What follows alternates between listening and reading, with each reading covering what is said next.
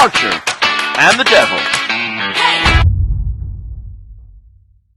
Welcome to Archer and the Devil and guest. Thank you very much. Our guest is, before everyone starts to go, is Mr. Andy Harris, owner and proprietor of MSS Safety? Yeah, you can call it that. MSS, what is it? Yeah, that's it. Yeah, under that. So Andy, I've known Andy a few years now through various different things, and we've met in various different ways, mostly through the racing and stuff, because Andy is health and safety coordinator, organizer, main fun police kind of guy. Yeah. Fun police. But Andy isn't your normal health and safety advisor, are you, Andy? Andy has a very, very varied past journey into this industry, but also some pretty fucking crazy situations within the industry that I thought would be pretty funny and something a bit different away from motorsport, what we've been doing recently and stuff like that. So, how are you, Andy? I'm good. Are you good? Very good, thanks. You guys well? Living the dream? Living the dream. Living the dream. I think living the dream right now is, I think whenever we do a podcast, it's like good day. Yeah. It's a good day. Especially when there's someone else who haven't just got to talk to him. Yeah, that's true. Yeah. That is true. I love you, but yeah. Well, I mean, Andy, tell us about you. Oh, God. Where do we start? Start at the beginning. Start at the beginning. I was born a baby at an early age. Yep. Known yourself all your life. Yeah. No. I don't know. When you say about health and safety advisor, that is technically what I am for a job. But as you know, it's kind of... It's not that simple, though, is it? Nah. By essence, it's you advise people on the health and safety, but just who do you advise? That's probably a better question. Okay, well, client list and stuff. Yes. F1, BCCC, Isle of Man, TT, movies. Like? Am I going to name drop? Am I? Yes, 100%. That's what you're here for. Clickbait, bro. Clickbait the shit out of it. So over the years, I've worked on Fast and Furious, Mission Impossibles, Bond, Doctor Strange. That's the movie side of it. I've been with the Top Gear, been doing stuff for Top Gear for 14 years, which has been awesome. And that was kind of how I got into all this, and that fits in massively well with what I want to do and things I do and stuff. And yeah, just through that, really, Monster Energy, done Gymkhana Grid with them, Red Bull, done drift shifters, just coordinating, choreographing, safety, and but it's grown. It's more like facilitating, making things happen, and just getting involved in cars doing silly things at silly speeds around the world. In a safe way. Ideally, as safe as 200. It's kind of the nature of the business. Yeah. Obviously, you've done a lot of adverts, all that sort of stuff. You do loads of shit though, don't you? Like loads of stuff that people don't know. And this is what I think I love behind the scenes stuff. Like we was watching last night on Amazon. They've got like a behind the scenes of Tottenham Hotspur and like their season and all that sort of stuff. And it's all that stuff that you don't see. You just see the polished, finished product. Like people don't see, like you mentioned Bond and Mission Impossible. Like you don't see what goes into making a movie. Nobody knows. They just watch the movie, go, that was cool, move on with their life. Yeah. It takes 3 or 4 years sometimes, doesn't it, to make a movie? Oh, yeah. Doctor Strange. Remember Doctor Strange, Marvel? That was 2 years, start to finish, from the first camera tests. 2 years? Yeah, to it wrapping. 2 years. And you was involved in the whole thing, pretty much? So we started doing, like, camera tests. Oh, yeah, the irony is that the initial filming we did was just camera tests on the street, and that was the end filming that we did, which was the real filming of the street scene, the Hong Kong street scene thing was called the end. So yeah, it's just kind of, it goes up massively, and so much stuff we do, I think people should watch behind the scenes before this was done. I mean, I didn't work on it, but like Inception, the fight scene, the corridor fight scene on Inception, when they're tumbling around, there was a behind the scenes on how that was done on YouTube, and it's epic what went in, because I watched it at the cinema and I'm just like, whoa. Then other people see it at the cinema and they just think it mean CGI or something. They just expecting it to look like that. But if you see what's gone into it, there should be so much more behind the scenes. But that's what movies are doing now. They're chucking out behind the scenes. You've got brands getting involved with it, like Land Rover, massively involved on Bond, and there's all that Land Rover commercial with the new Defenders jumping through the air and all that sort of stuff. So has it ruined films for you now? It doesn't ruin films for me. It ruins films for the people I'm watching the film with. Right. You're like, do you know how they did that? Press pause, and I'm like, right, I need to show you this picture, and it's kind of like it's not actually that dangerous. Yeah. But yeah. So don't go to the cinema with you because you'll be like, oh, what's happening here? And I make everyone in the cinema wait to watch the credits go up, so I can show them where I'm not, because I never get a credit. I'm the most unimportant person on the entire movie. And it's There's like, not a fun police part. No. Right, okay. It's sort of like. Well, I'm not even after sort of like, I don't know, assistant to the chief unicorn wrangler. I'm kind of like below that. But without you guys, none of it would happen, would it? Suppose. Yeah. You know what I mean? Because the world that we live in these days, health and safety is so massive, even more so in the times of the C word that we're not going to mention. COVID. But you'll have to bleep that out, Rob. Put a dolphin noise over that. But so it's even more important now, and like you can't do anything these. Like I've worked on building sites, for instance, and you have to do certain things. Like compared to not even that long ago, really. Like even 10 years ago, it was a completely different place. But this is where I've made a name for myself, and this is where I've kind of fitted into this gap where, because my background is cars and rallying and going quick and doing silly things. We go and do a recce, and I'll be the person that will speak to the council, will speak to the mayor, will speak to the police. We did a job years ago. I won't say who the client was, but we did a drift job with them. We had to shut a street down, and we had the local council safety people turn up. And he said, if this drift car hits that, what if it blows a tyre and flies through the air and lands on that petrol station? What would you do? I went, well, first I'd make sure we filmed it, because that's fucking amazing if it does that. It's like 150 metres away. Unscripted as well. That'd be phenomenal. Change the script. Yeah, and he's like, yeah, but what? And I was like, dude, it ain't going to happen. I guarantee it.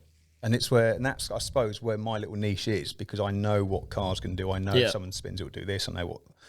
That's kind of how I've managed to fit into this little thing. But that's where I hate health and safety advisors, because they're just a real pain, and they're all trying to put problems up. And I'm in the middle of a 3-week car commercial at the moment, and one of the locations that we're filming at, just giving us so many problems. And I'm just like, dude, it's not going to happen. And it's because it's health and safety.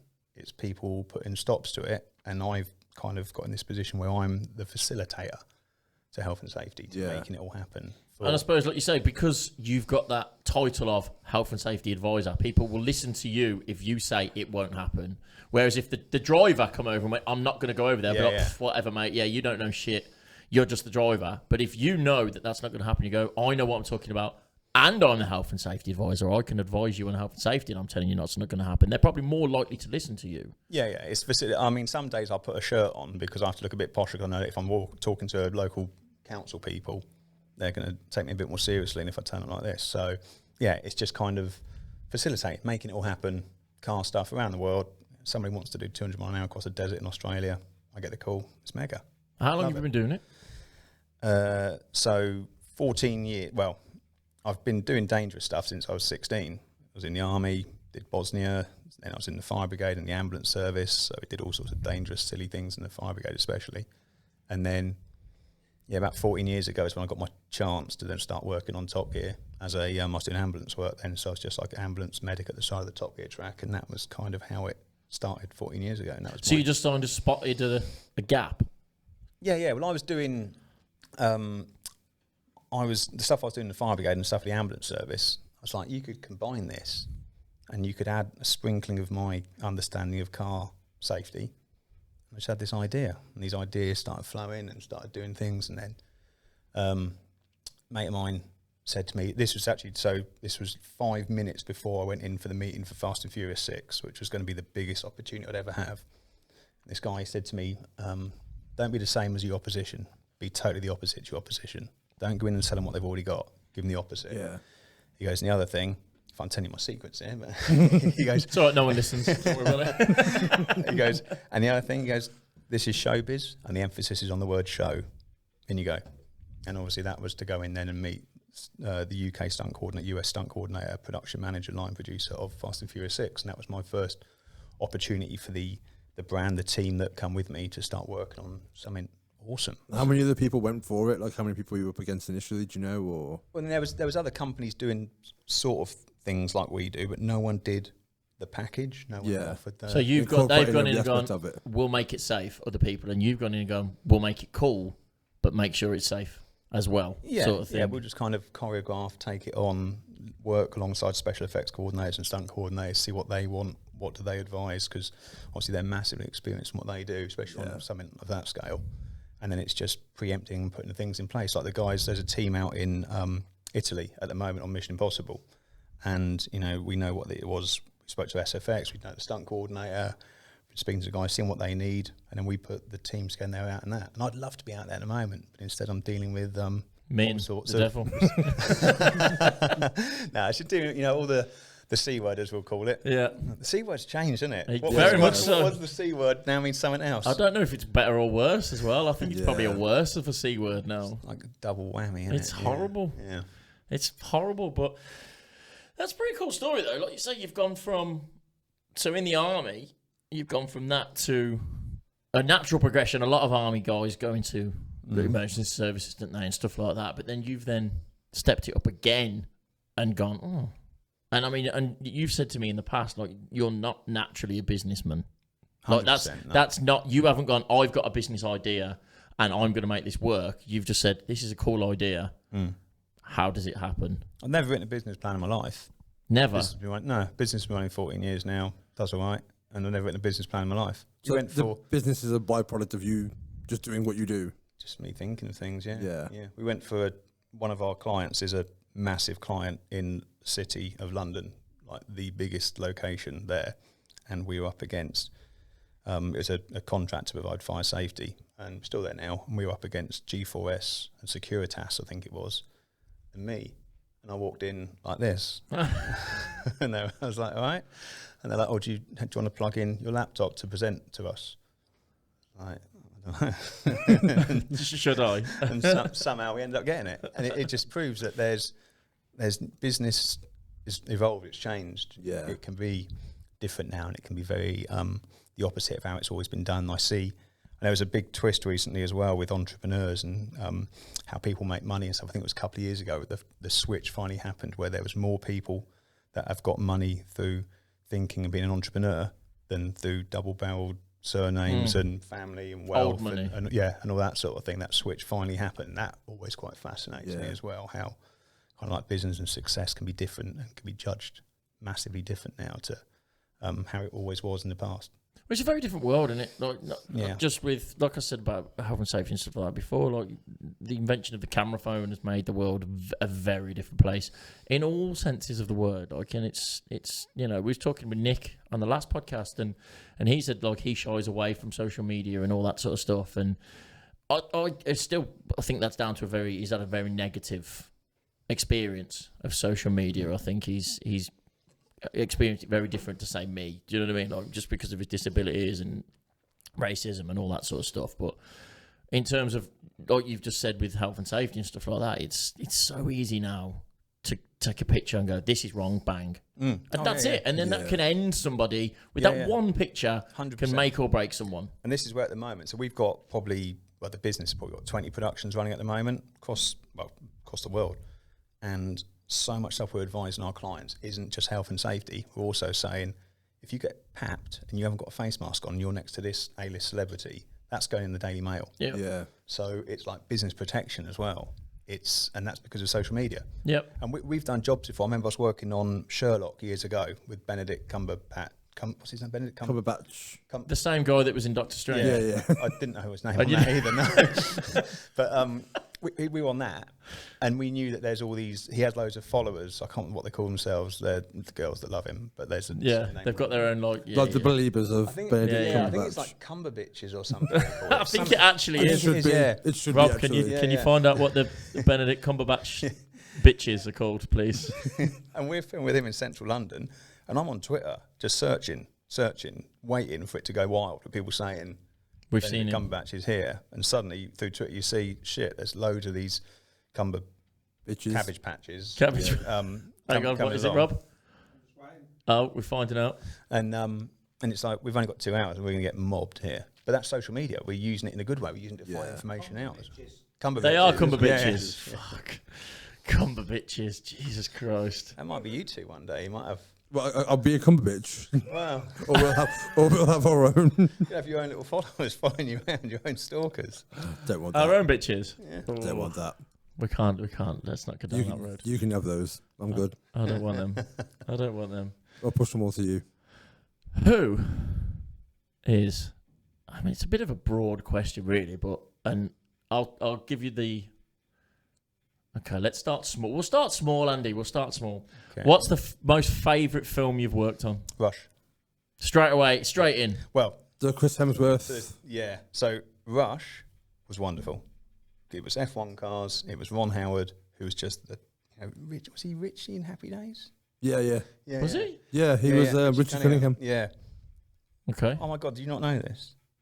Richie Cunningham in Happy Days is one. I wasn't really a massive Happy Days fan. I watched it, but Happy Days was great. The Fonz never really suited right guy in leather jacket, a lot older than all the other kids. Yeah. That's what I mean. It's just like, here he is. That weird old guy again. Cheers, Fonz. Yeah. Mr. Miyagi was in it as well for a while. Was he? Yeah, but he played the diner they go to. Guy. Yeah. He was the diner they all go to. Yeah. There was a while where he was the guy who ran the diner. I like the fact that you had to just confirm who Mr. Miyagi was by saying the fence guy, because he's not the most famous guy in the world. Oh wait, I know two. Is he the one? Is he the fence guy? The fence guy or the skier? Is he the other Mr. Miyagi? Yeah, you know the other one that works in the bank. It's not him. Not him. Definitely not him. Wasn't Right, him. Okay, cool.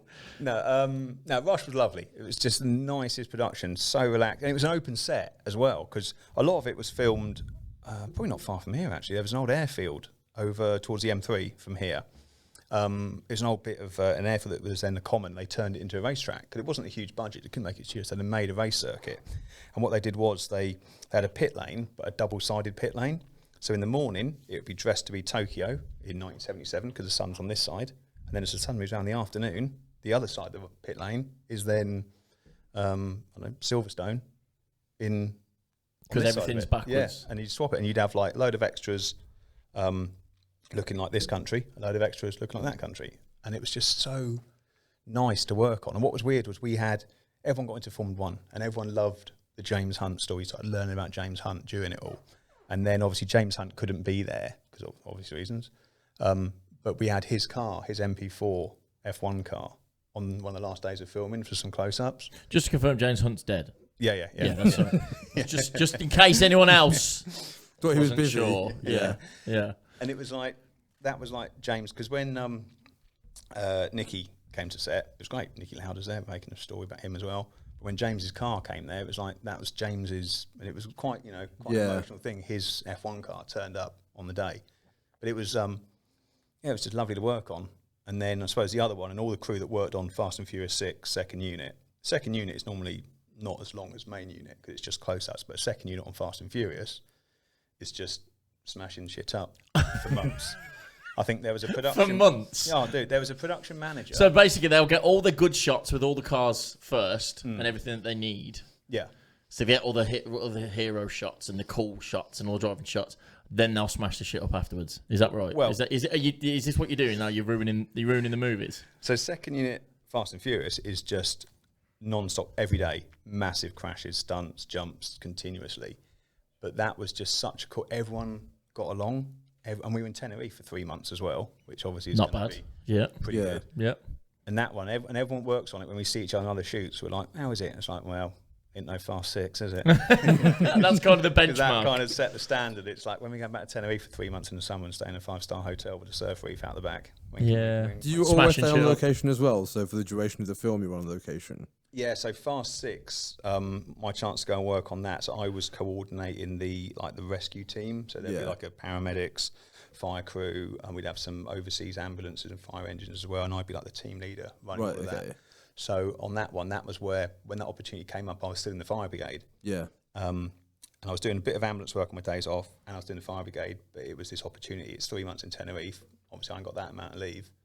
I've now got to make that decision. Do I finally leave the brigade and join this world of movies and stuff? And I did.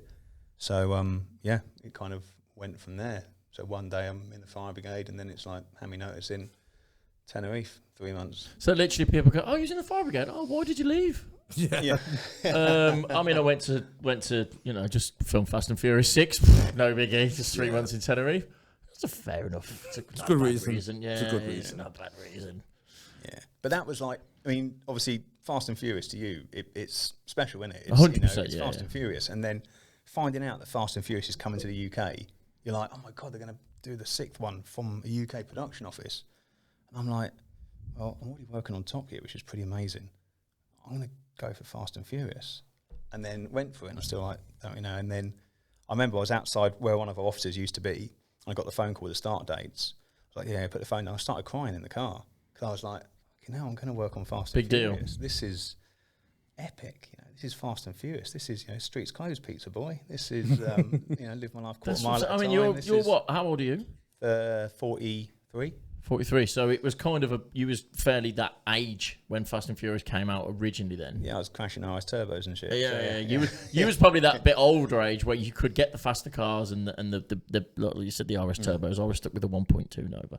But you could insure them then. But that's the other thing. Yeah, that is the difference. It's you can't. Yeah. I had a Sierra Cosworth at 21. Can you imagine that now? No. And I crashed it twice. You can't insure, kids now can't insure stuff, can they? My lad that I know, he's just turned 18, I think, or he's 18 and he's just starting to learn to drive.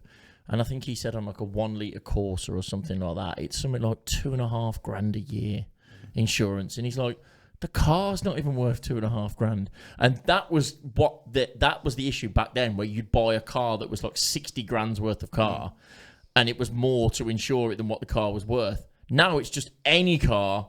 How much is it worth? Oh, it's double and then a bit more. But not that I would condone fraud, of course. No. But my theory is, as soon as you're 17, go to a scrapyard, buy the cheapest car you can get from a scrapyard that's got an MOT on it, get the V5, insure it for you, and don't drive it.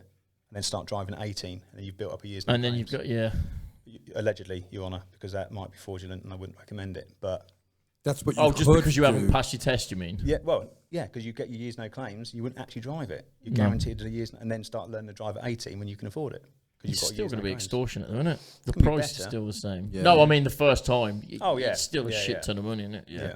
You don't have to have a license to insure a car, do you? It's not part of. Mind you, they do ask that question, don't you? Have you got a full UK license?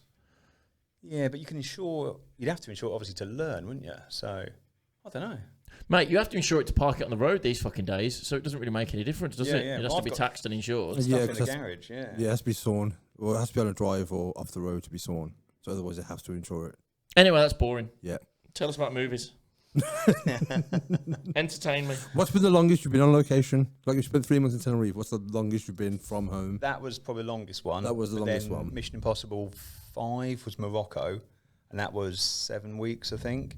And that felt longer, because obviously 3 months in Tenerife, you wouldn't mind if it was like 7, 8 months in Tenerife, because you're living the dream. Whereas Morocco, it's a bit hot. 7 weeks does take its toll. I've done Morocco about 10 times. Oh, right, okay. It's cool, but it's cool to go for a weekend. Yeah. Kind of not really for 7 weeks. There's only so much. Do you get to experience a lot of the places you do go, or are you very much just working?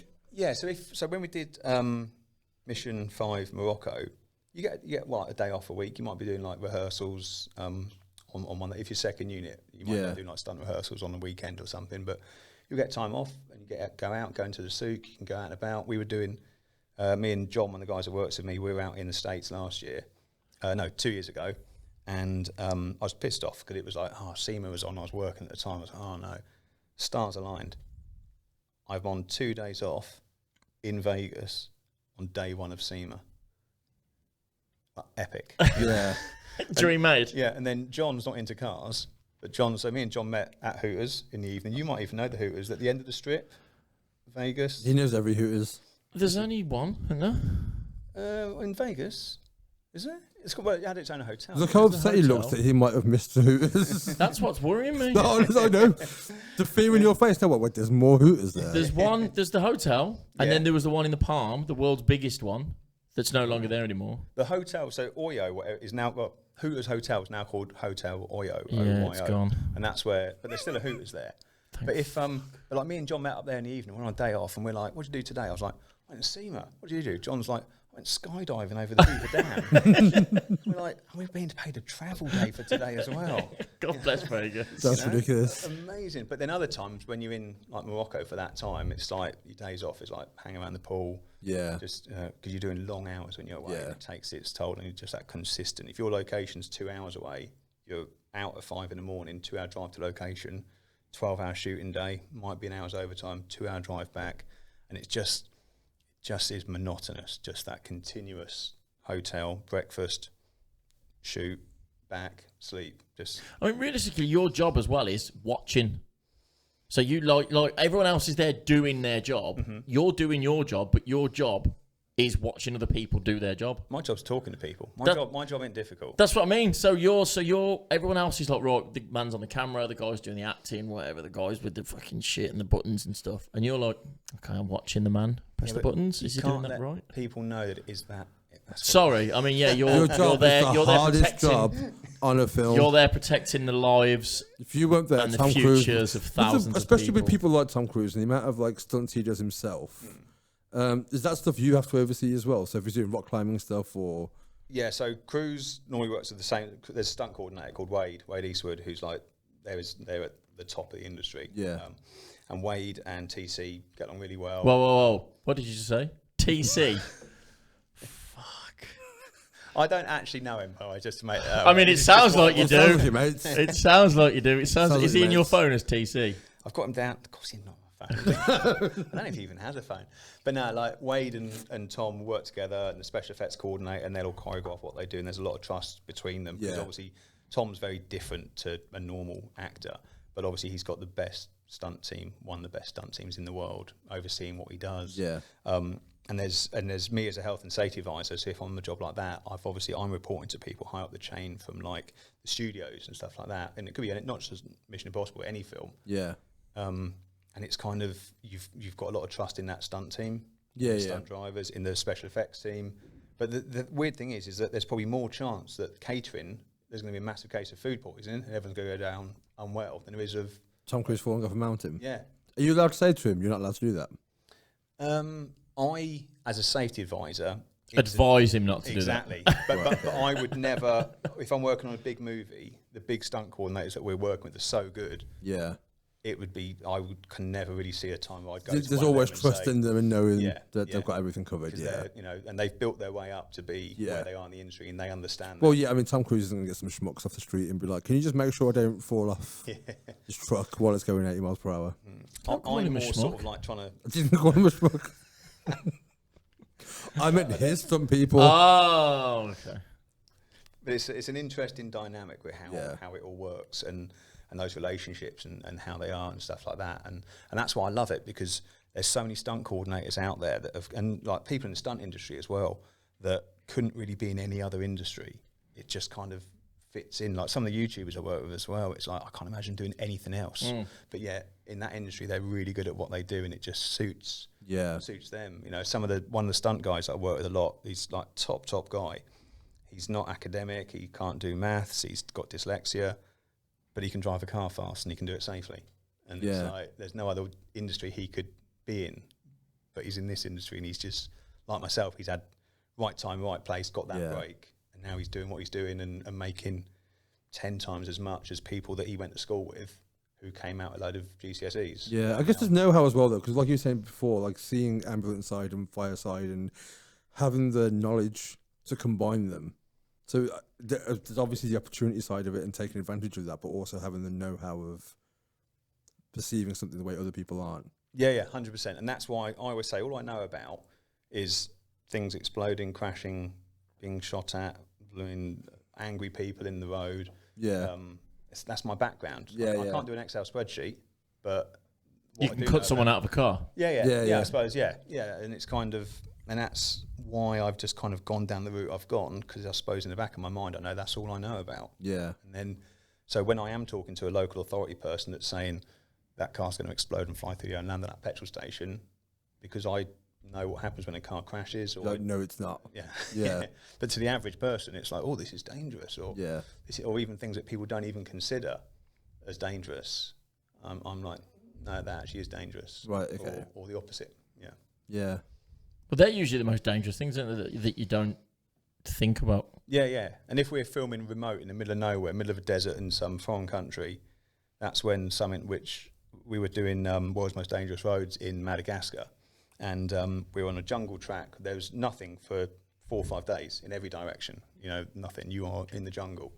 And our presenter, she went off to take a picture and she went over this bridge. And I was like, don't go over the bridge unless you really need to. She's like, I just want to take a picture. I was like, yeah, but if you only go if you need to go over that bridge. Because if you fall and break your leg, there's no 999.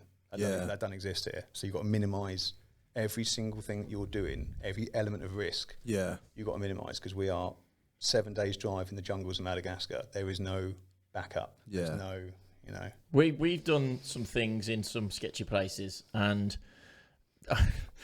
always at the end of your safety speech at the beginning of every day, it would always be, the weather's going to be this, wear sunscreen.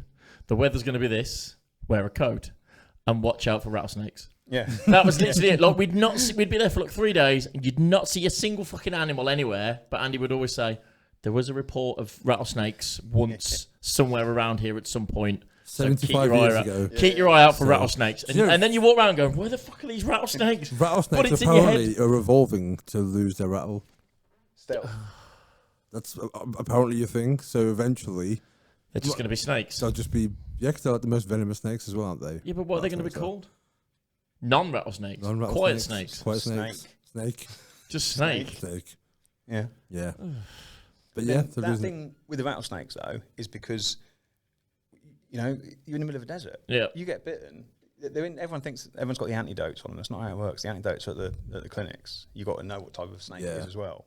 So it's like just don't go turning rocks over. Oh, that was the other thing. If you get bit by a snake, try and take a picture of it. That was of the snake. Of the snake, right? So they know what. What bit you? That taking the piss. Yeah, no, it's logical. It is logical. Yeah, but when you're sitting there going, "What? I might be dying." There's fucking rattlesnakes. Hang on. Take a picture of it. Stay still. I think my leg's gonna fall off. But you imagine selfie. You're in hospital. It's starting to spread. You're like, "Oh God, I'm going." They say, "What did it look like?" You're gonna go, "It's a snake." Where you get your phone out? Oh, it's the one with it's that one. It's that brown one with the rattly bits on the end.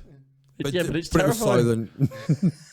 We went to, you wasn't there, and it was a Gymkhana grid event in France, and it was at a car show, and I don't think they had quite the correct amount of safety barriers around the outside. You should have the concrete, and then the water-filled barriers. That's what majority of the events were, but they'd only got enough, it would seem, for the crowd facing side of the concrete barriers, not the other side where there was a fence and cameramen and marshals and everything else. So they actually said in the safety briefing, if you crash over that side, you'll be okay because there's concrete. If you crash this side, try not to crash as much because we don't have as much safety stuff that side. Yeah. So if you're going to crash, but crash not as crashy. Yeah. Like try and crash a bit safer this side than you would crash that side. But was deadly serious. And we all went, yeah. Just nodded. And then afterwards everyone kind of went, crash a bit less. What? Crash a bit. I'll crash a bit safer. All right, yeah, no, cool, no problem. Let's go. So then every time you was over that side, everyone was really fucking terrified of crashing because you had to do it in a safe manner. And I was like, what the fuck is going on? But that's, I had that yesterday, similar thing. I had this job we're dealing with at the moment, trying to get permissions from all the authorities to make it happen. And they're like, oh, but this is over there. We don't want to get this damaged. I said, well, they take care when they're driving around there. We're driving like £1 million tracking car. We've got people's, no one wants a reputation of crashing, all this stuff. And they're like, but this bit's really dangerous. I was like, shall I just put on the risk assessment, then we'll take extreme care when driving past that bit. So yeah, if you can put that down. And I'm like, okay, I'll put that down. And I'm thinking to myself, I've actually just managed to persuade someone to let us do it. We're going to take extreme care. Because we'll just be a bit more careful around that point. Driving this like £1 million tracking car past this car here. Priceless. Level up your care than we would do there. Yeah, level up your care levels from 4 to 6, please. Like you're not going to take care on all of it, but that would be extra careful. Yeah. On a scale of 1 to 10, we're turning it to 11 there, just on that section. But around 10 here. But because you said it, people believed you. I was joking when I said it. Oh, really? And it was on a Zoom call, so they couldn't see really my mannerisms. And I was like, well, why don't we'll take extreme care? And they're like, yeah, okay. I'm like, you should just try that all the time. See what else you can get away with. Yeah. Just push the extreme of it. Well, it's like on Team America, isn't it? She says, "What's it? I'll have sex with you now if you promise you'll never die." And he's like, "I'll never die."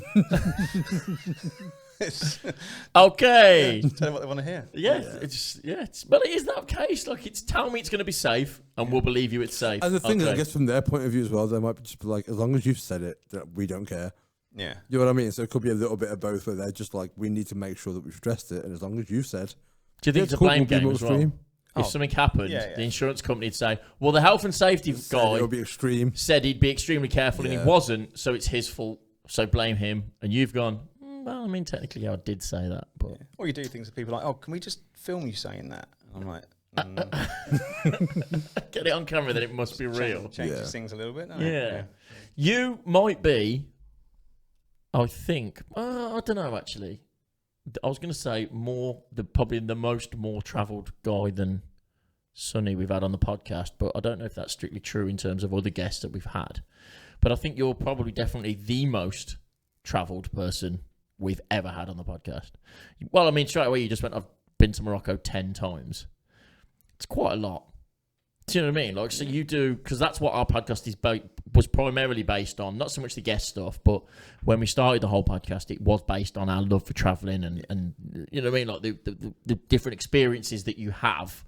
And we spoke about it before we started, and you said, like, you've got probably more of an experience of travelling that's the same as me, where you'll travel to the country, but you won't necessarily experience the place. You'll see it from a film set or a racetrack or a location. But you've done a shit ton of travelling. Like, you actually seen, I remember you commented on somebody's Facebook post. You know when people sit on a plane and they take a picture of where they sit? He knew what the seat number was. Really? Just from the picture of, like, where it was placed on the plane, what was around it. And he was like, is that so-and-so? And I was like, That was Westby. She put it up as a reminder, like a Facebook, what's it called? A Facebook reminder. For the memories. Yeah. She retweeted it or whatever it was about a week ago. And I was like, oh yeah, seat 28B. Like, well. That's only from someone who does a shit ton of travelling. And I said, and I even knew the flight times, the number, so it's 28B. I said, if you'd chosen 28A, you can get the longer leg room without paying for the extra bit of the £28 there. And that's why I like with air miles as well. I kind of love air miles. I've become fascinated. Not so much now, because obviously we're not going anywhere. But before, it was like just this mission to learn about air miles and how you can get a BA Amex card and sync it to this and work out this lounge with that. Yeah. And then that's how it's like, you can then use the points to do things like, I've got a picture on my phone of me and my boy, first class, going to Miami, having afternoon tea in first class. And it's like, hasn't cost me anything. And it's because of the air miles. I really should have, like, a few people when I was travelling said you should look into air miles. I never did, and I definitely should have done. It's another world. But you'll get really into it. And every time you'll fly, you make sure this gets added on. Yeah. You get, like, as soon as you get BA Silver, then you're a proper ledge. Then you're like, right, okay. Check me out. Watch this. Come with me, everyone. Come with me, everyone. But honestly, welcome to my world. I want one flight in first class. That's it. That's all. That's my ambition. That's my ceiling. One flight in first class, and I'm happy. Yeah. First class or business class? Because they're different, aren't they? First class and business class. Business is better now, isn't it? Well, business is good. First, but the thing is, if you're paying for it, or if you're using your air miles, you'll use a load more air miles to go to first. It's not that better. It's better. Do it once, just to say you've done it, but go for business. Right, okay. That's the one. Or even once you get BA Silver, you can do other things, like you can book your seats straight away. So obviously, as soon as you get BA Silver, you can start working out, knowing where the legroom seats are, for example, booking them at no extra cost, and just working out the little things. And then when we flew from, it was Grid, South Africa. Right. I was on the same flight with Ken because I had to get to the States. There was me, Ken, and what's his manager called? Matt. What's his surname? Tossilio. That's it. Yeah. So we had to get. We did South Africa to Amsterdam Schiphol, Amsterdam to Atlanta. And on the flight so we just wrapped, it was like really late. We only just got to the airport on time, slept for a little bit, and then I started going through the drinks menu. And the stewardess came up to me after, and she said, "Are you doing the menu from the top?" I was like, "Yeah, I'm going to do that. I'm going to do the whole menu. I'm going to do the drinks list from the top." Yeah. I'll have number 3, please. Well, like this was it. I only got sort of about halfway. Because by now it's like 4 a.m. Right. And it's like, oh God, I'm wasting. I fell asleep. Then then another time, I tried to do it in Australia once. So I got drunk in the business lounge, got on the flight, and I was flying back from my job with the Bentley, and I'm flying back, and I went to go to the toilet, and I was like, I can't fucking walk. Absolutely wasted. I was like, shit. So I had to get a coffee, and I thought, what if they throw me off? And I thought, well, I'm on a fucking plane. They can't. So this is great.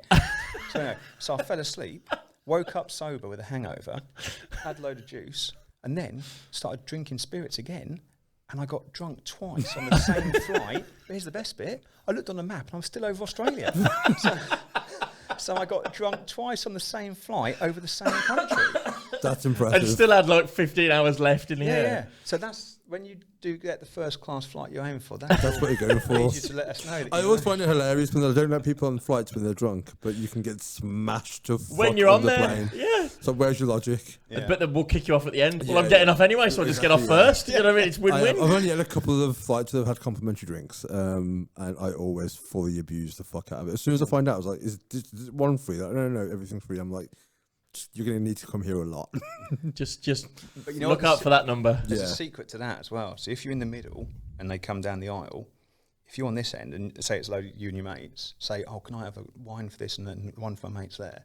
And then the guy on the other end does the same. That says the same. So you get through the other side. Yeah. Oh. And they don't well, I think they do know the score. Well, they must do. But you end up getting double the amount and they don't twig.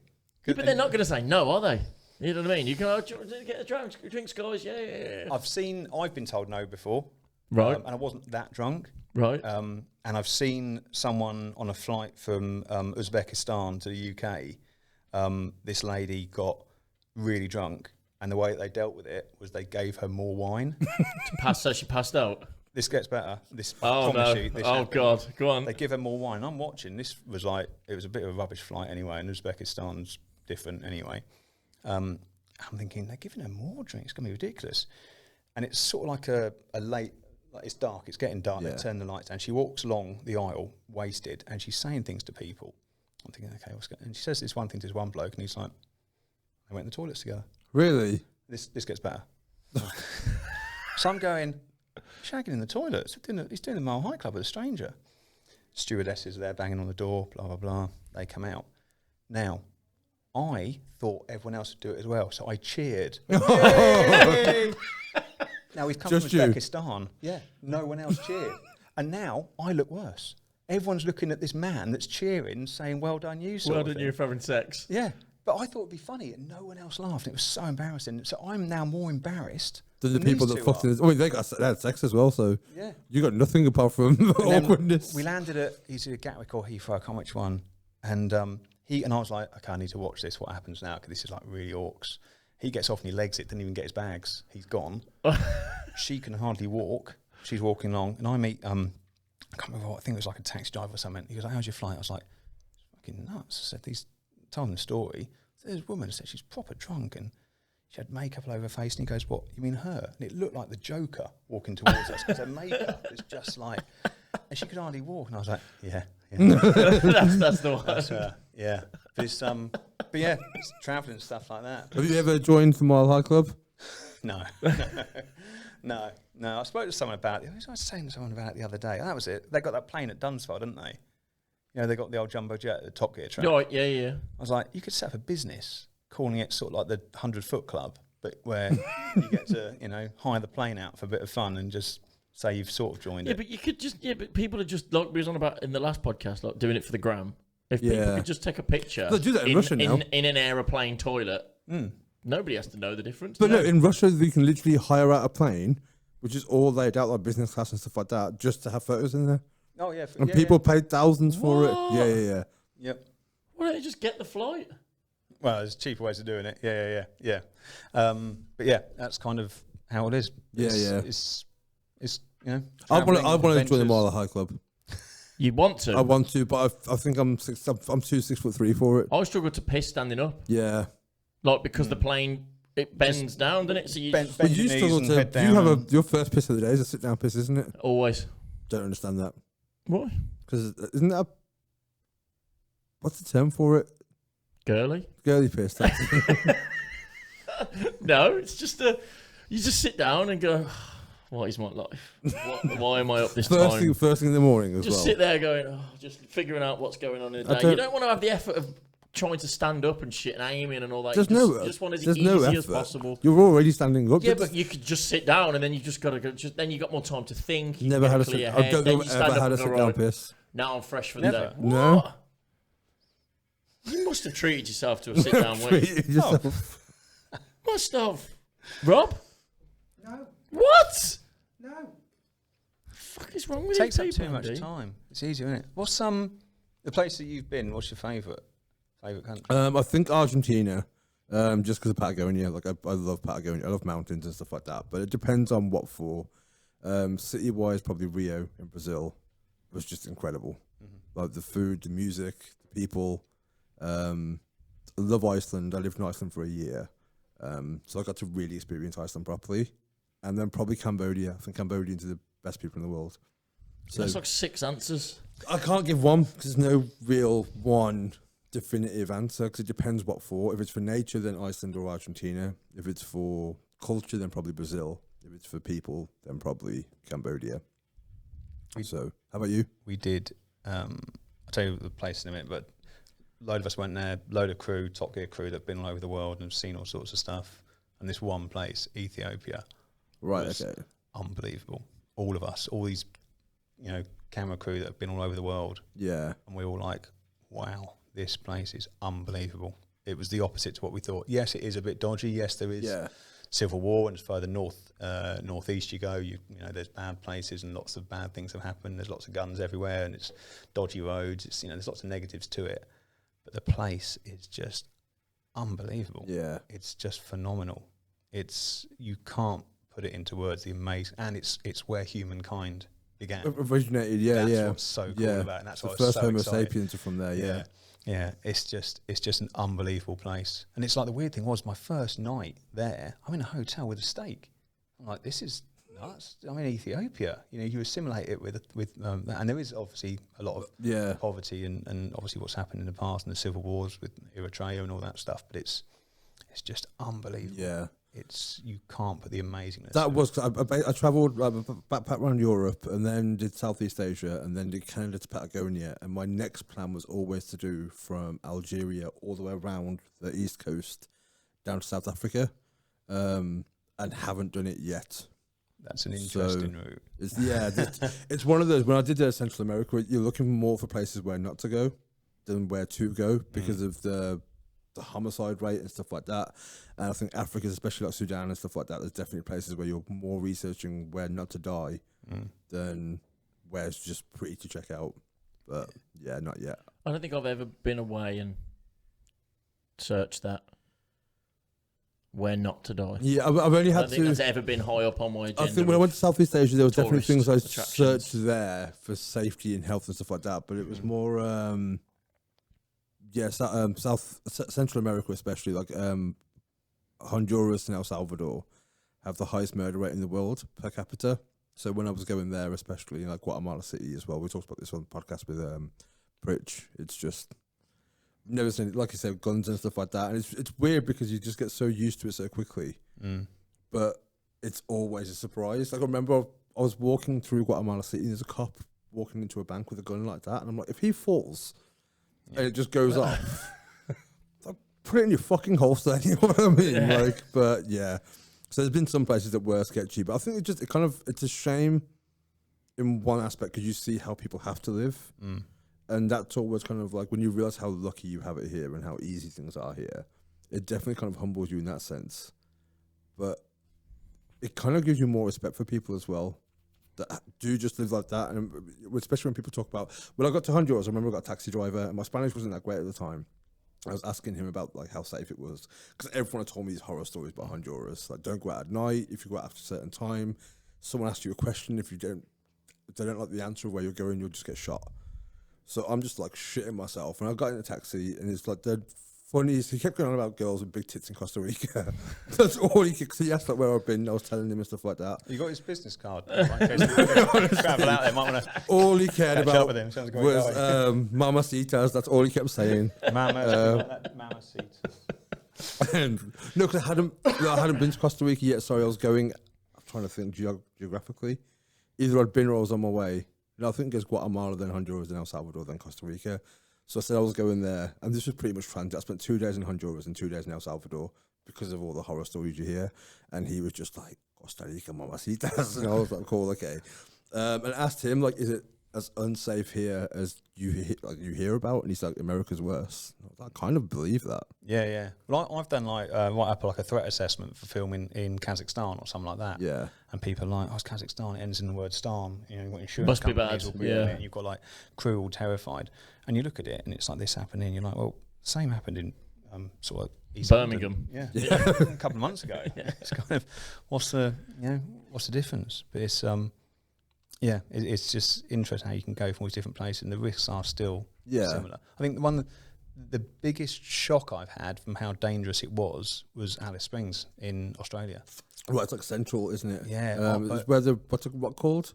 Ayers Rock. Aluya, I think the and Alice Springs is south of that, isn't it? Yeah, but it's like Alice Springs. You've heard of it. Yeah. It's not as big as you think. And I went to go out to the hotel because I'm like, I'm in Australia. How cool is this? And the receptionist, she's like, where are you going? I'm like, going for a walk, Alice Springs. And she's like, oh no, you don't go to the hotel. Aborigines. I was like, what do you mean?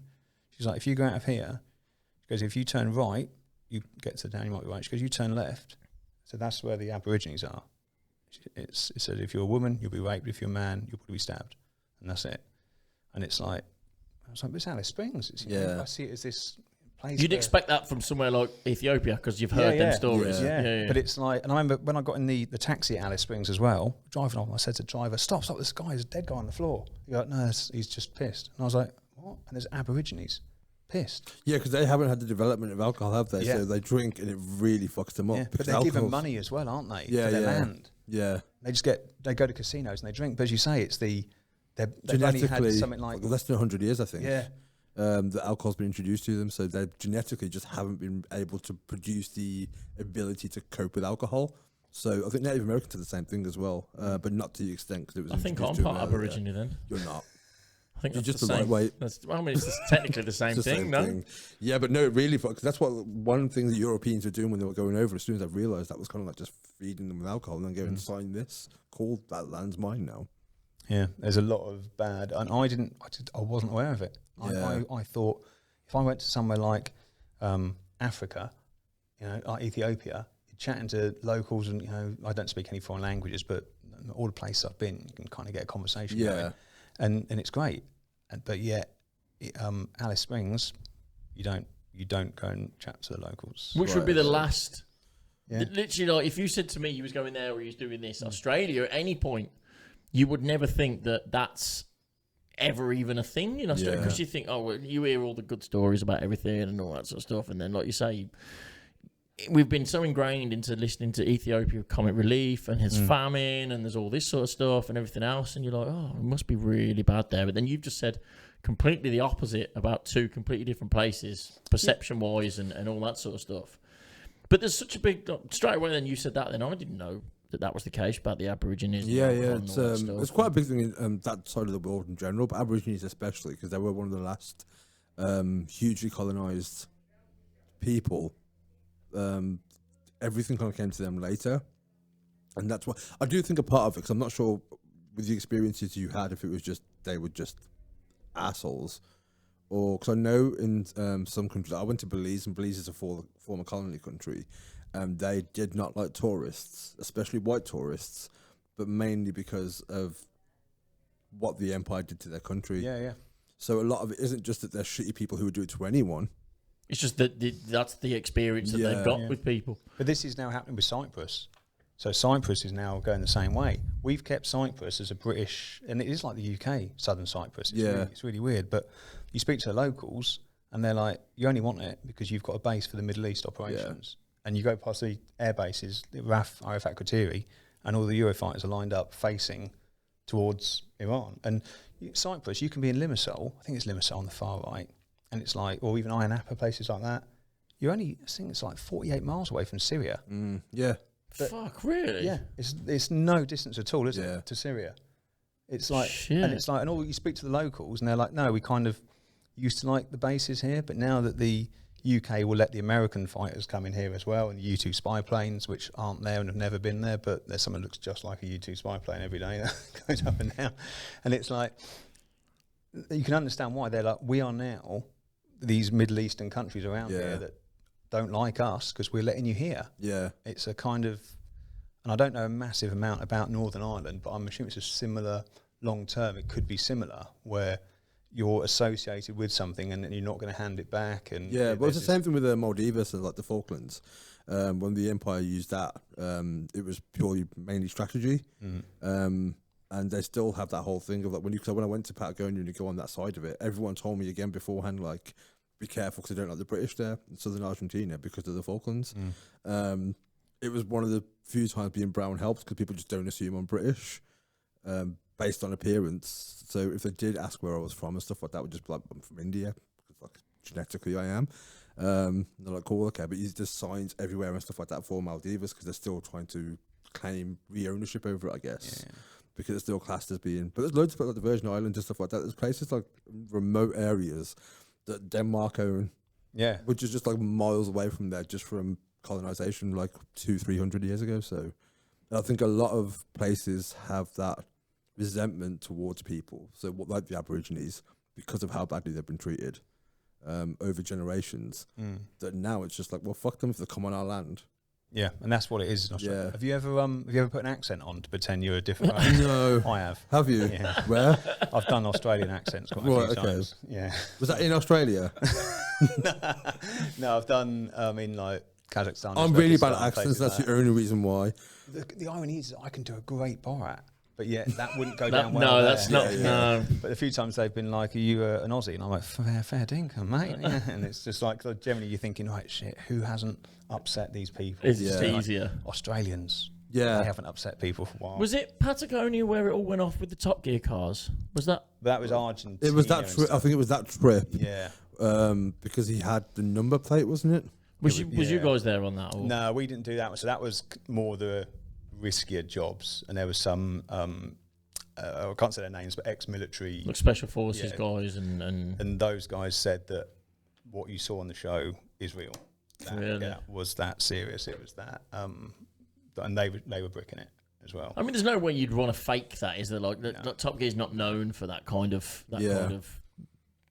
being that kind of show to make that not real. Do you know what I mean? Didn't Clarkson play ignorance to it? He was, I didn't realise, or something like that, which was... It was something, I can't remember the full story. It was something, the number plate looked like it was Falklands, FKL, yeah. I think it was just a huge coincidence. Oh, it was just a coincidence. Did you think that the chances that you'd have that plate on a car in that, and would you really risk that? Yeah. And I think that it was filming, I can't remember what in the episode when they realised, I don't even know if they mentioned the plate in the episode, but it was like, it's just one of those things I just think is a wrong place, wrong time. For if you could, like we always play devil's advocate, for you to, as a show, to go to that much effort to find that car or to put that number plate on that car, to go to that country to provoke that kind of reaction, when it's not that kind of show.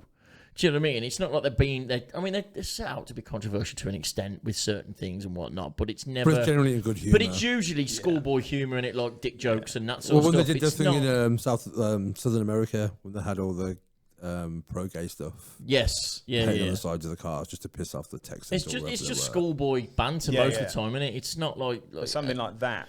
That's not the show. The show isn't going to want to go down. The producers really switched on. They're not going to want to do that. It just doesn't look good, does it? It just doesn't look good at all. So you've done. Was you guys there when Paddy crashed his Top Gear car the other week? The Lambo. Which one was that Lambo? Yes, I wasn't on it, but the guys that work for me, our trucks were on it. Yeah. Yes, because they was all over the. I remember. I remember sending you the pictures, and it was all like, "Oh, MSS, I know who they are, guys," and they was all interviewing with the Wall of Death and all that sort of stuff. Yeah. And then I thought, "Oh, there we go, that's pretty cool." But I didn't know if you was actually there.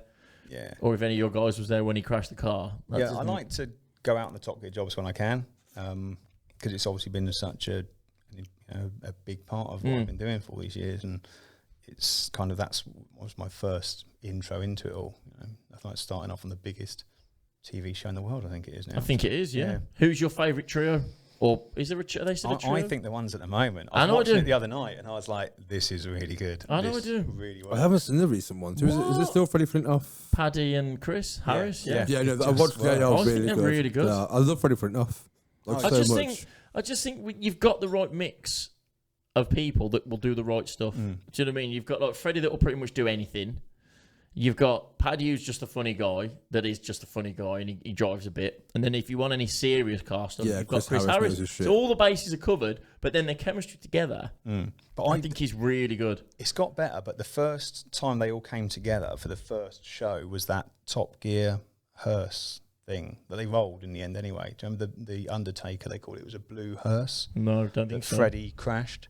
Ironically, Freddie crashed it 100 metres away from where he crashed a rally car in League of Their Own 5 years before. Well, I remember that. But that was the first episode. I remember watching the first bit of filming with the three of them together, and there was a bit where he gets lifted out of the hearse and it comes down and bangs him on the head. Yes, yeah. And that's not scripted. That just happens. And I'm like, shit, this is the public are going to love this. And I'm obviously not to do with the creative side of it at all. And I'm just kind of a bystander and watching, but I'm a fan of Top Gear. And I'm going, this is really good. This is going to work. And then the show the other night on Sunday, I was watching. I was like, this is just got it. And I love now going online and seeing the comments. And now, if anyone comments, it's not the same as it's like shot down. Yeah. It's been 5 years. Move on. It's been that long. Yeah. And people are still saying it'll never be the same. Yeah. I had an argument with somebody. Not an argument, but I'm like, well, it's not the same as anything. I'm like, James May wasn't even on the first series. It was actually on my Facebook comment. It probably was, yeah. And I'm like, and when he first turned up, everyone's like, who the fuck's this boring bastard? Like, what is this guy doing? And he's like, oh, James May. And now, because you're used to him being boring and being that guy, and they've made this character out of him. That's all it is. It's a juxtaposition against them. His nickname is Captain Slow on a car show. Do you know what I mean? But that's the joke, and everyone goes, oh, it's really fucking funny. But if it came on as that guy, and that was his persona from the beginning, everyone would be like, what the fuck's this shit? Like, who's this guy? We don't want anyone slow. We want fast cars and explosions. But it's just what people get used to. But is Top Gear a car show or an entertainment show? Now, it's an entertainment show, I think. I think it has been with cars as its basis. Yeah. I think. That's the MacGuffin. The MacGuffin. That's the MacGuffin. You know the word? Do you know what that word is? No, I didn't either until... It's the catalyst that helps push the narrative. So Jaws is the biggest example. In Jaws, the shark's the MacGuffin. It's not a film about a shark. It's a film about how everyone deals with that. Okay. So is this a real word? Yeah. That was my exact... If I drop this in conversation... Yeah. No, honestly, it is a real thing. Rob searched for it at the time. It's true. But it is a real thing. Yeah, so in Jaws, for example, Jaws is the best example because it is a shark. But all the shark is a means to tell the narrative of the story. It's not about the shark. Otherwise, it'd be a boring film, just following a shark around. In the same way with Top Gear, it's like the cars now are the thing that tell the story. It's not so much about the cars. Which was proven with Grand Tour when they'd done the boat one. Yeah. But I like that one because it was all the cultures and learning about stuff and the weeds and the floods and I think that's why I like the travelling, not just because the business class and getting drunk on air miles, but because just the seeing different stuff and then coming home. I've come home before and someone's gone, where have you just come from? In fact, no, I've got to airport security and they've gone, look at your passport. They said, where have you just come from? I've gone, I don't know. I've done that before. And he's like, you must know. I said, can I just check my thing? Nope. I'm like, Prague. No flights from Prague. I don't know. Oh, I generally got it straight away. I had to think about it. I literally haven't been to the point where I'm like, did you figure it out in the end? Yeah. I mean, you're here, so I'm guessing they let you in at some point. But the worst bit is as well, you go back and try and find your car in the car park, but you could have been in that car park 5 times that month. Yeah. And you're like, where did I leave my car? Did I leave it here? No, that was last week I left it here. But the worst time, it was dark, it was raining, couldn't find the car, got the security to take me around. And I remembered I was at Gatwick and I'd left my car at Heathrow. And then I remembered, but I couldn't tell security this because they've been driving me around for an hour. So I said, I'll go back to the terminal and find out. And I go back and get a coach to another place. The only reason why I knew is because I went on my phone and looked on maps. You can. Oh, it says you are parked here. And I was like, oh no, that picture I took of that was at the other airport. Completely. I had to get a coach all the way around. But just to save face with the security, you didn't tell anyone. I was like, oh, don't worry, guys, I appreciate your help. I'll find it. Yeah. It must have been stolen or something. I'll get some food at the airport. Do you have when you especially after you've been traveling for a while, do you wake up not knowing where you are a lot? In hotels, yeah. In hotels all the time. How long does it take you when you're back to kind of like realise, oh, okay, I'm at home? But it won't. I'll go back off again. Before COVID, I once did 2 jobs in Australia in the same week. Went to Australia, came back, went and did Speedway Poland, and got a call in Poland. Oh, that job you said you'd do in Australia, you'd give us a good price because you've never been to Australia. I was like, yeah. well, it's on, and you go tomorrow. And I'm like, well, I've been now, so that deal I was saying about a good price. The price has gone up. Yeah. And they're like, so I was like, great. So I've now got to go from Poland back to the UK to get another flight to go back to Australia. It's a day and a half flight as well, isn't it? It's, well, and the production company obviously ticked price lowest first because it went Heathrow, Abu Dhabi, Melbourne, Adelaide, somewhere else there. Oh. And it was like, it was so bad I had to take 2 MacBooks with me with films charged up. We'd like to work out what film I'd watch at what time. Yeah, the longest I had was Brazil to, Rio to Atlanta to Detroit to London. That was my longest. And that was on the back of 6 months traveling, coming home. Nice. And again, cheapest first, please. 100%. I want to go home. I booked it when I was in Uruguay, so I booked it about 2 weeks before I came home. And then when I booked it, I got to Rio and met a guy who was going back to Oslo the same day, and his changeover was in London. How the fuck have you managed to find a flight that's going to London?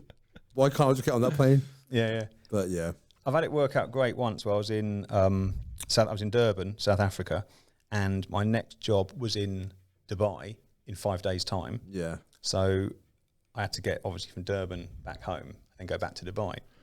And then I got my flight details, and it was going back via Dubai.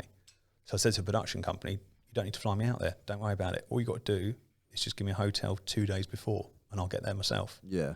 So I did it, flew across, got to Dubai, and then got a travel day from the production company. They paid for my hotels. And I even checked into the flight to get my air miles. See, but you just didn't turn up. And then unchecked out the flight as well. That's amazing. I don't know if you actually get the air miles if that happens. I've done that a few times, checked in and not actually flown because I've gone on to somewhere else different and stuff like that. I've always said, going back to fraudulent things that you shouldn't do, if you ever break your phone, it is cheaper to book a cheap flight to anywhere in Europe. So book a £12 flight to Romania, get travel insurance, and claim your phone back on travel insurance, and it is to pay to get your screen fixed. Regardless of whether you get on the plane or not. If it's stolen, yeah. As long as you check in, so you can show, because you have to send as much information as you can.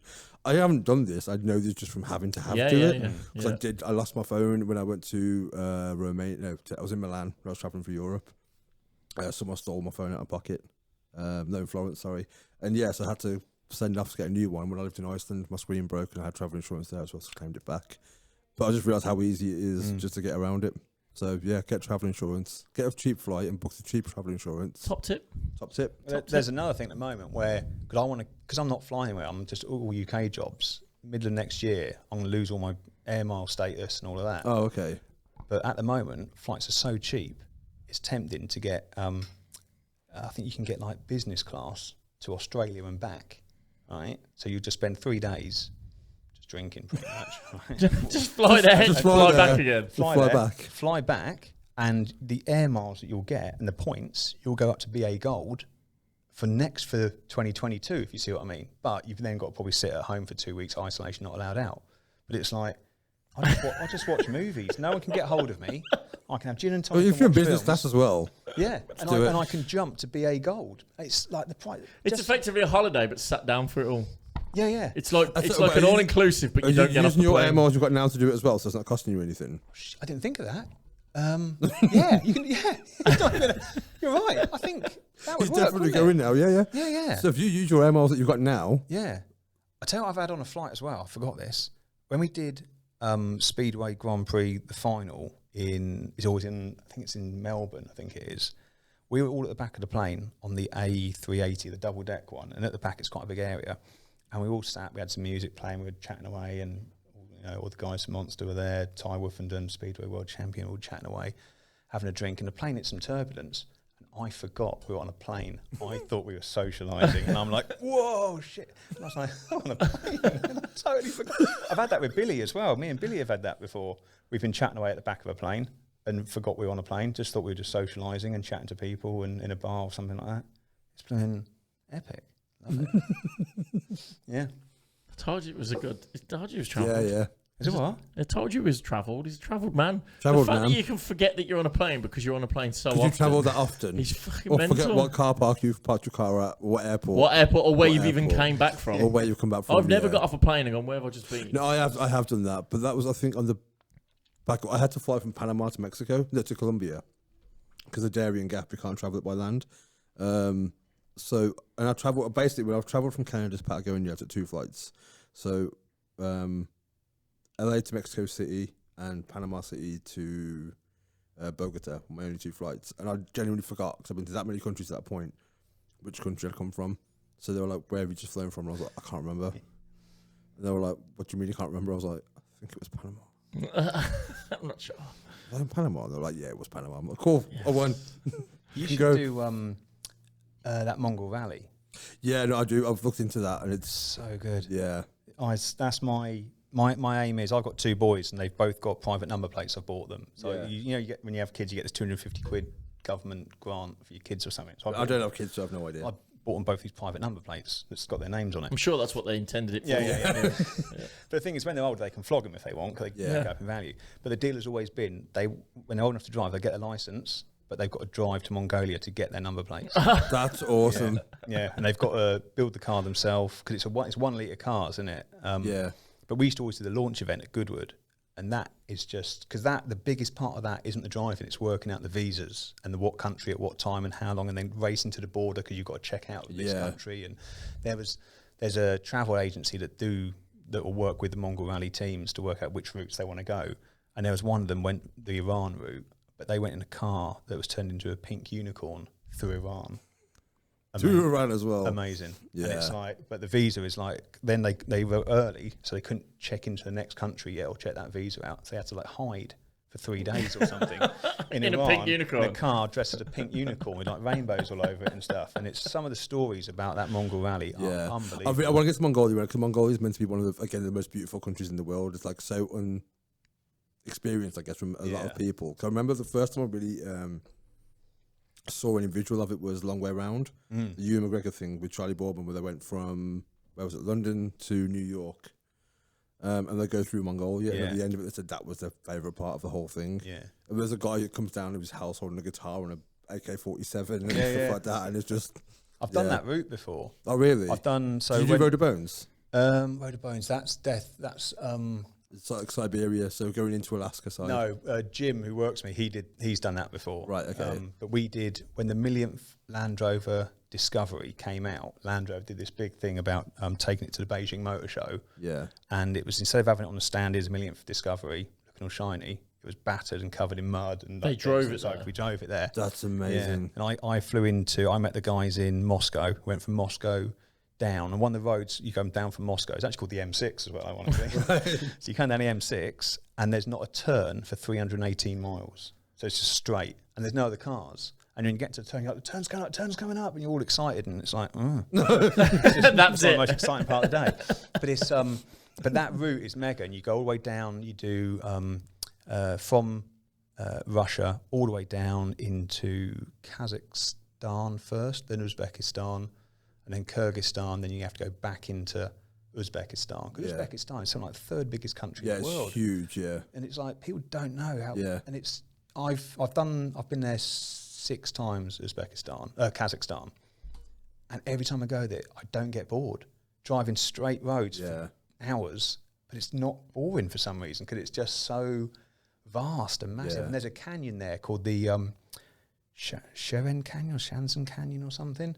It's bigger than the Grand Canyon. Oh, really? No one knows about it, and it's just unbelievable. And it's in Kazakhstan. Yeah. It's that area is really cool. Yeah, my brother went to Azerbaijan and a few countries bordering, and he said like it's incredible out there, because he's travelled more than I have, and it's definitely been one of those things where, like, if idealistically, if there's 2 things I could do, it would be drive Road of Bones from here, so drive to that end, and do Alaska to Ushuaia in Patagonia. That's kind of like, because I wanted to do that initially on motorbike, but I don't drive a motorbike for a start, or ride a motorbike. There's a problem there. Yeah, that's the first hiccup, and the second was just financially. It became so much more expensive trying to do it in your own vehicle rather than just using public transport and stuff. And I was like, I didn't want to wait to the point where I hadn't done it. So I was like, even if I do it and then at a later date I'm able to do it, that would be awesome. But yeah, I'd love to go from the top of Alaska down to the bottom of Argentina. Any road trips are cool, aren't they? There's a video on iTunes called it's a documentary called Somewhere Else Tomorrow, and that's a bloke who can't ride a motorbike. Oh, right, but wants to do around the world. Yeah, and just starts blogging about it first. Gets a bit of sponsorship, goes and gets his bike license, drives, and he starts blogging along the route. this German girl starts messaging him. She's like, really like what you're doing. She flies out. She can't ride a motorbike either. She meets him in the middle of Russia or somewhere, and they carry on going through like Cambodia and stuff. Yeah. And obviously they fall in love, and it's on iTunes. It's just a really nice story, and there's no production behind it. It's just him in a hotel room, with his camera, Wi-Fi, making, uploading it. What's it called?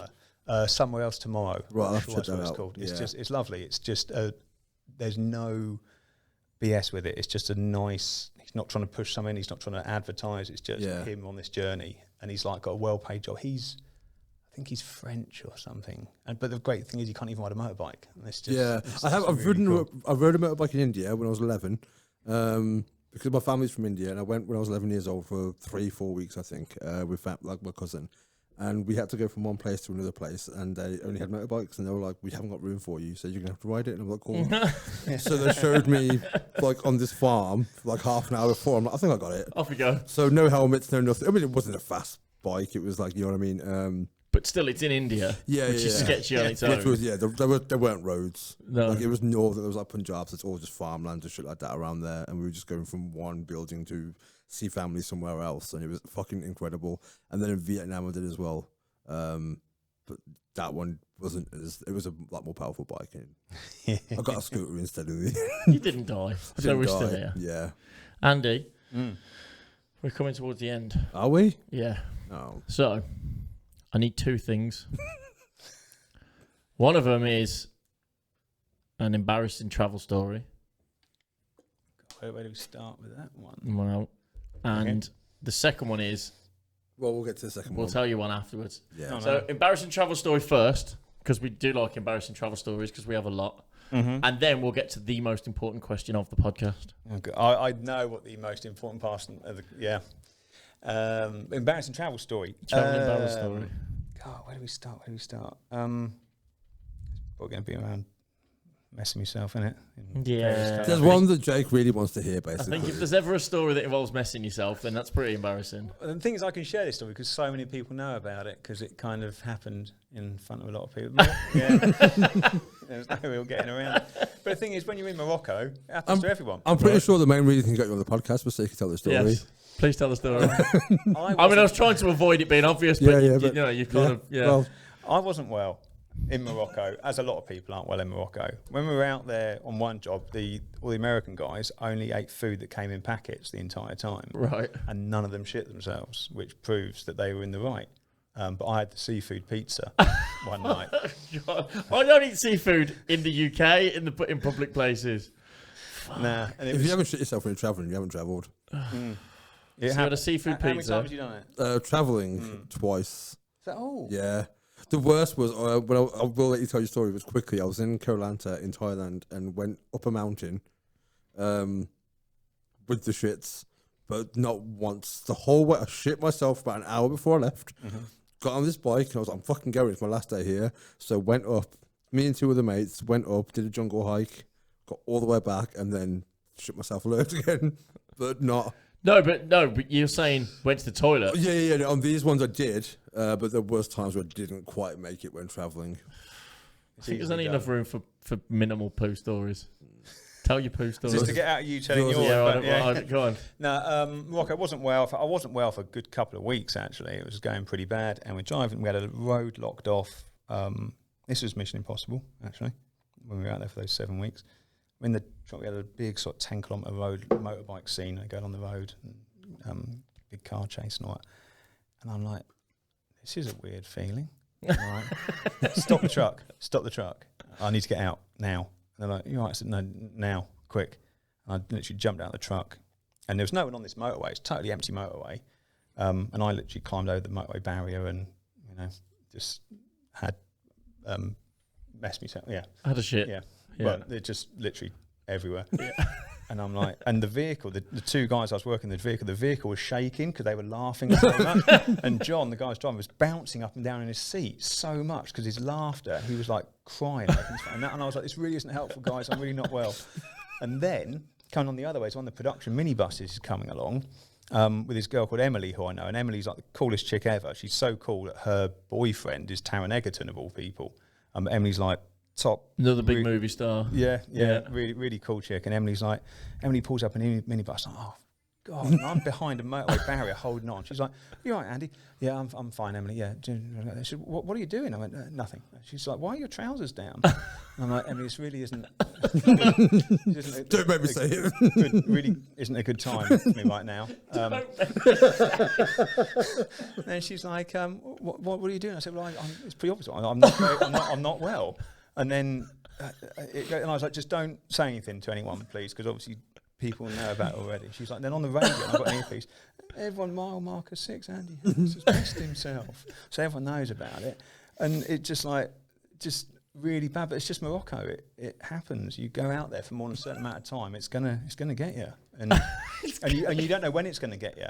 And that's why EBR, the emergency bog roll, in your bag, always carry a little bag, emergency bog roll, wipes, and spare pair of boxers, because just in case you learn from mistakes. And I got taught that by a construction manager on films. He showed me his EBR kit, and I was like, oh yeah, good point. So he handed that bit of wisdom onto me, and I now pass that wisdom on to others. That if you're going to Morocco, carry your emergency bog roll. Mine was from pizza as well. So maybe it's just don't eat pizza abroad. Tell the best part of the story. Yeah, there was more to the story. That story. So it went across the road, and the goat came along and had some, and it was the same road that Cruz was on later on. But I was terrified, because what if Cruz goes through it? So we had to get the fire extinguisher and blast it off the road and stuff like that to clean the road. And I'm scrubbing it with a... So imagine that's happening now. You're sweating away in 50 degrees heat. You've got a broom scrubbing the road. For your own shit. Because you've got megastar... I want to be famous enough one day. It's not... No, you know what? I changed my thing. It's no longer I want to sit in first class, and that's my ceiling. Right. My ceiling is now I want to be able to drive somewhere and have people clean up shit off the road. So I don't drive through it. Just so I don't drive through it. Yeah. Not even walk through it. At least you clean your own shit up, though. Yeah. I mean, that's respectful. Jake, how do you tell that story just quickly? He knows. I've told him before, and it's like, oh, He always tells that story if you shit yourself in front of Tom Cruise. I mean, technically that's right. Almost. That's how it's going out on the podcast. You know, you edit that, Rob, yeah? Yeah. Andy shit himself in front of Tom Cruise. In front of Tom Cruise. And a goat ate it. And then Tom Cruise made him clean it up. Yeah. In front of him. In front of him. Clean that. But on that job, it's happened to everyone all the time. One of the guys I know is walking along. I was like, "You're right, yeah." Just messing myself. All right, you carry on like normal life, because you're in Morocco for that sort of time. Yeah. It just takes you out. It's not ideal. Next question. And the most important part of the podcast. And I'll say it again. Think very carefully before you answer this question. Don't just dive into an answer. Don't go with the crowd. Don't be a sheep, Andy. Follow your own instincts. Just ask the question. Follow your own instincts. Think it through. You're a very well-travelled, Just ask the question. experienced life man, right? Who would win in a fight, a bear or a gorilla? Don't think about it. Think. Don't think about it, but think about it. Think about it. Who would win in a fight between a bear and a gorilla? You know, this comes up a lot. Because it's a very important question. We did a spin on this in Florida. Oh, okay. And we did what is toughest, an alligator, a shark, or a tiger, and it's 50 centimetres deep of water. So everyone's a bit buggered. Do you know what I mean? Sort of like, so the... I'd go gator. Answer the question. Oh, sorry. That one, bear. Yes! Grizzly. Grizzly bear. Yeah, any bear. Yeah. Well, not any bear. Brown bears, Koala grizzlies. Red panda. Like, that's one. That's your first one. 5-2 to me, to you. That's your first one. Bear, all day long a bear. Oh, man. Oh, yeah. I'd love to see one. I've never seen one. Bears are right. I've seen one in a bin.